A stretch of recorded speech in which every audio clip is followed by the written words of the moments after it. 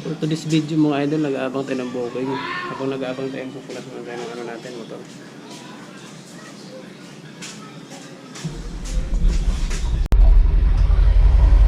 Yun na nga mga idol, lumabas na ng gate. May unang booking na tayo. Hindi na pala ako. Titikapin lang natin si ma'am. Bakit ito ang booking natin? Lahat ng booking natin, ilista natin. Ito na yung pasero natin. Oh ma'am, ma'am Jana ma'am. Wait lang.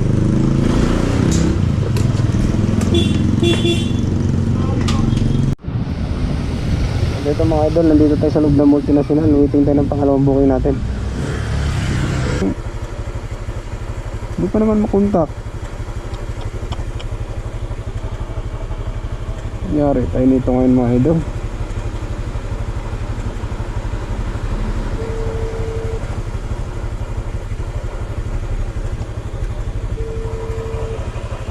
Hindi talaga makontak yung passenger natin mga lods. Tumututot yung cellphone niya. Ay, hello po. Yung bigutan. Sabi ko dito ka na lang pumunta sa Daang Batang. Nag-tricycle pa nga kami. Sabay nga eh. Bakit ikaw nakapasok ka dun sa loob? Siya hindi. Dito, alam ko na to dito eh. Ah, kaya pala. Hindi pa yun nakakaano eh. Ayaw niya magano. May barya ka? Wala mo Hindi eh. na lang kayo ni Kuya. Ah, sige. Salamat po, ma'am. Pops. Salamat. Ikaw, may barya ka dyan? May barya ka? Iko. Vlogger pa naman yan si Kuya. Naka-record pa naman. Alam, may video yan oh. Hindi, joke lang.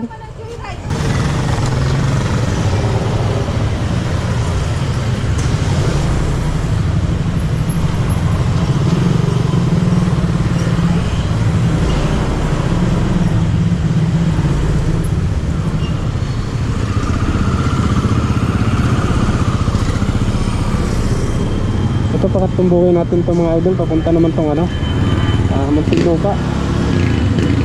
Ano yung sukat lang to? 139 naman yung fare niya dito.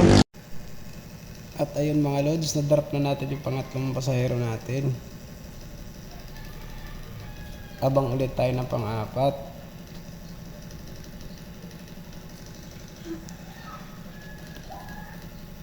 Napasukan tayo dyan kaso malayo yung pick up at saka gurami lang kaya di ko na kinuha. Nagabang ako na medyo mataas-taas. At yun mga idol, na-drop na natin yung pang-apat at yung pasahero. Waiting ulit tayo ng panlima. Dito pala tayo sa West Bank Road, Pasig. Hindi na pala ako nakapag-record nung pag-pick up ko kasi nagmamadali yung passenger ko. Galing pala siyang Sukat, Muntinlupa to West Bank, Pasig. Ang fare niya pala mga lods is 288. Waiting ulit tayo ng pang-limang booking mga lods kung makakuha pa tayo dito. Bye bye.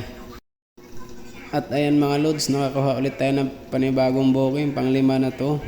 Papunta pala to si ma'am ng Cubao. Manggagaling naman siya dito sa may Taytay sa paglagpas mo ng tulay ng C6. At habang inaantay ko si ma'am dyan, nagkakwentuhan muna na isa kasundo namin dito. May dala palang malit na balita si ma'am dito. Ewan ko lang kung kaya ba natin dalhin to, pero titignan na lang natin. Puro long ride pala ang binibigay ni Joyride sa akin ngayon, kaya susulitin natin to. Wala tayong pipiliin ngayon. At balita ko na lang kayo mga lods kung madrop na natin si ma'am sa Cubao Victory Liner bus station. At ayan mga lods, na-drop na natin yung pang-lima nating booking na si ma'am dito sa Victory Liner Cubao. At naghahanap pala ako ng pabarihan dyan kasi buo yung pera niya, 1,000. Hindi pa umabot yung pampabarya natin. Kaya waiting ulit tayo ng pang-anim na booking. Pababa na kukunin natin. Hindi na tayo papuntang north, papunta tayong south.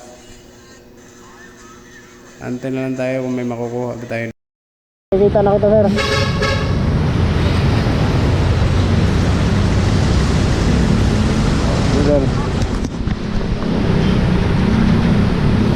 Ito pang-anim na booking natin to mga lot. Papunta naman tong Maynila. Pagkababa na lang sa Victory, pinasukan tayo agad. Papuntang Ermita, Manila. Pinagka ako pag natap na natin to. Thank you.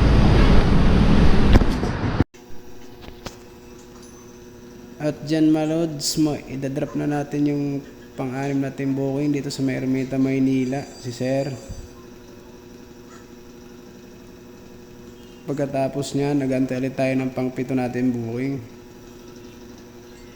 Tamang antay lang tayo dito sa may Ermita kung meron ba tayong makukuha. Mga idol, may pang-pitong booking na tayo. Dito tayo sa Ermita, Maynila ngayon eh.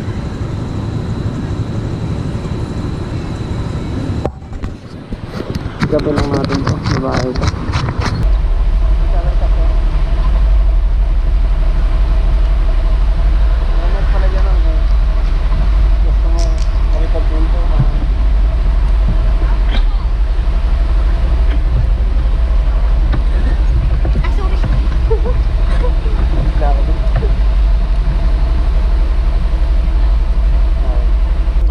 Diyan mga loads, na-drop na natin yung pampito nating pasahero galing Ermita. Ampere niya dito is 143. Kaya waiting ulit tayo ng pang-walong booking natin. Dito lang tayo sa Taguig, Kalayaan.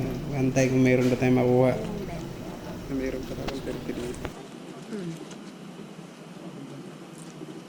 Ito mga idol, may booking na naman tayo. Papunta naman si Ma'am ng Paranaque. 211 pala yung fare nito. Pick-upin lang natin. At habang papunta tayo sa pick-up location ng pangwalong booking natin mga lods, hinarang na naman tayo ng 3 malalaking aso. Medyo kinabahan ako dyan. Akala ko lapain na naman ako. Kaya napahinto ako dyan saglit at pinagmasdan ko yung magalaw ng aso. Baka bulin ako. Medyo nadali na tayo sa Imus ng nakarang linggo. Gawa ng hinabol tayo ng 3. Sumalpok tayo sa poste. Kaya dito medyo nagdahan-dahan talaga ako dyan, huminto ako. Pinagmasdan ko muna yung mga aso kung hahabulin ako kasi talagang mga ngagat eh. Halata talaga maligalig yung aso eh.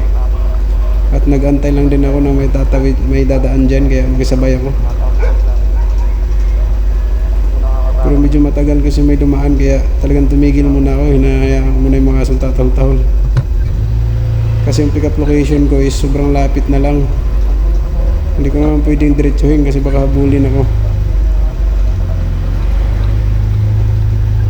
Kaya nag-antay ako na medyo malibang-libang sila. Tapos na may biglang dumaan dyang sasakyan. Nagtakbuhan yung aso papunta sa akin kaya umatras ako. Medyo madilim lang sa area eh, kaya medyo hindi gano'ng klaro eh. Ayun na yung aso. Akala ko lalapit nga sa akin eh. Kaya dumiretso na ako dyan papunta sa pick up location. At nagiinuman pala yung mga passenger natin. Yung ate pala niya yung nagbook sa kanya. Pero si Sir ang sasakay. Papunta lang ng Paranaque ito. Kaya balitaan ko kayo mga lods kung madrop natin si Sir. At ayan na mga lods, nakakuha ulit tayo ng panibagong booking. Pang 10 booking na pala natin to. Update pala yung pang siyam kanina, hindi ko na na-record kasi nagmamadali yung passenger natin. Galing lang sa Paranaque papuntang Northgate. Ang pamasahe niya po is 123. At ito namang sumunod from Muntinlupa to Bacoor, Cavite, 205. Kaya pipick upin ko lang si Ma'am yan. Tinawagan ko pala, hindi siya makontak. Kaya balitaan ko kayo mga lods kung ma-pick up na natin si Madam. At ito mga idol na nakatid natin si Ma'am, na-drop na natin ang booking natin. Pa-complete na lang natin to.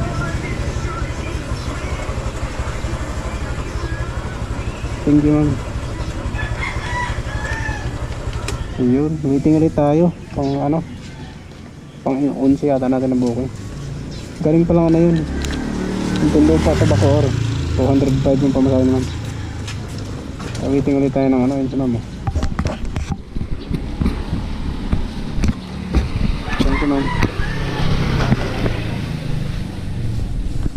At yan nga mga lods, nakakuha tayo ng panibagong booking. Pang 11 natin to dito sa Bacoor. Papunta naman siyang BGC. Ang fare niya dito is 270. At dyan mga load, nasa pick up location na tayo. Lantay na natin si Sir. Uy, bigla na nagulat nga lang ako dyan, bigla na lang si Sir sumulpot. At sige mga lods, babalitaan ko kayo kung madrop natin si Sir. Sa BGC pala siya. At yun mga idol, nadrop na natin si Sir. Andito na lang sa BGC. Pa-drop lang natin. Sa BGC na tayo, hanap lang tayo, pabalik naman itong lupa, pababa. At parang niya lang. Siguro bigapang ako, pumarkit-market. Makaano lang, makakuha lang Paparanaque. Pwede na Paparanaque. Nabalitaan ko kayo pag nakakuha ulit tayo ng booking. Yung mga idol, ito na yung last booking natin. Malulubat na tayo, 5% na lang. Pero dito naman sa ano, yung drop nya sa may Don Bosco sa Paranaque, sa Bitter Living. Medyo malapit-tapit na rin kung gagapang tayo, palabang, pauwi na tayo eh. Hindi na tayo lugi nito. Rungpin pala si ma'am dito.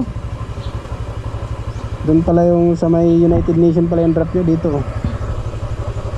Doon sa may dulo na bahay. Nagdagdag naman siya, yung 72 ginawa niya 150. Pero okay na yun, hindi na tayo talo. Kaya yun. Tapos yung biyahe natin ngayon, medyo naka ilang booking ba tayo ngayon? Mga 12 yata. Ito lang yung gurami ko ngayon. Dahil bigyan naman na itong saging. Lagain natin. Sarap ko lagain eh. Talagang saging.